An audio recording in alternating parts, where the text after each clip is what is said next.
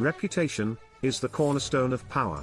Through reputation alone you can intimidate and win. Once it slips, however, you are vulnerable, and will be attacked on all sides. Make your reputation unassailable. Always be alert to potential attacks on your reputation and thwart them before they happen. Meanwhile, learn to destroy your enemies by opening holes in their own reputations. Then stand aside and let public opinion hang them.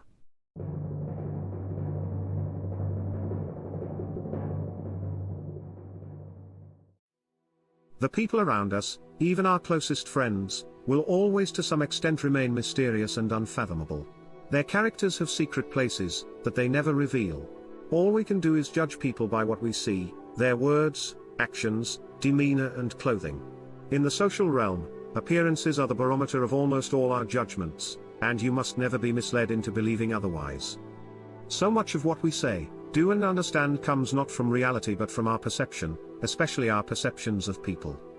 One false slip, one awkward or sudden change in your appearance, can prove disastrous.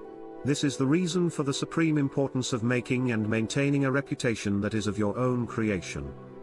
That reputation will protect you in the dangerous game of appearances, distracting the probing eyes of others from knowing what you are really like, and giving you a degree of control over how the world judges you, which is a very powerful position to be in.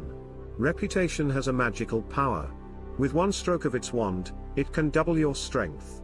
But it can also make people run away when they see you. Whether the same exact deeds appear brilliant or dreadful, can depend entirely on the reputation of the doer. We must live in society, and must depend on the opinions of others. By not caring how you are perceived, you let others decide this for you. In the beginning, you must work to establish a reputation for one outstanding quality, whether generosity or honesty or cunning. This quality sets you apart, and gets other people to talk about you. You then subtly make your reputation known to as many people as possible. Take care to build your reputation slowly, and with a firm foundation first. A solid reputation increases your presence, and exaggerates your strengths, without having to spend much energy. It can also create an aura around you that will instill respect, even fear. Think of Mike Tyson in his prime. Look at his opponent's weak body language in the ring. They were mentally defeated by Tyson's reputation before a punch was ever thrown.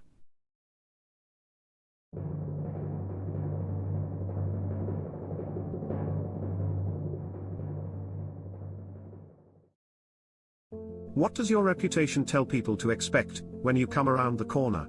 If it inspires respect, a lot of your work is done before you arrive on the scene, or utter a single word. Your success often seems destined by your past triumphs. Much of Henry Kissinger's success as a mediator between rival countries rested on his reputation for being able to iron out differences. No one wanted to appear so unreasonable that even Kissinger could not sway him. A peace treaty seemed a sure thing as soon as Kissinger's name became involved in the negotiations. Make your reputation simple and base it on one sterling quality. This single quality becomes a kind of calling card, and places others under a spell. A reputation for honesty will allow you to practice all manner of deception. Casanova used his reputation as a great seducer to pave the way for his future conquests.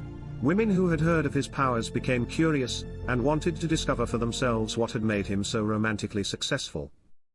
Perhaps you have already stained your reputation, so that you are prevented from establishing a new one. In such cases, it is wise to associate with someone whose image counteracts your own, using their good name to whitewash and elevate yours. Soften an unpleasant image by tying your name to a noble cause or person, anything that is held in high regard by others. It is hard, for example, to erase a reputation for dishonesty by yourself, but a paragon of honesty can help. When P.T. Barnum wanted to clean up a reputation for promoting vulgar entertainment, he brought the singer Jenny Lind over to America from Europe. Jenny Lind had a stellar high-class reputation, and the American tour Barnum sponsored for her greatly enhanced his own image. Reputation is a treasure, to be carefully collected and hoarded. When you are first establishing it, you must protect it rigorously, anticipating all attacks on it.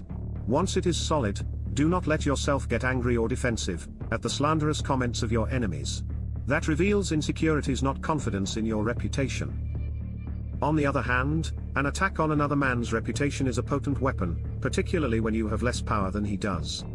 He has much more to lose in such a battle, and your own thus far small reputation gives him a small target, when he tries to return your fire. But this tactic must be practiced with care and skill. You must not seem to engage in petty vengeance. Never go too far in attacks on someone's reputation, for that will draw more attention to your own vengefulness than to the person you are slandering. Instead, when your own reputation is solid, use subtler tactics, such as satire and ridicule, which will weaken your opponent, while making you out as a charming rogue. The mighty lion toys with the mouse that crosses his path. Any other reaction would spoil his fearsome reputation.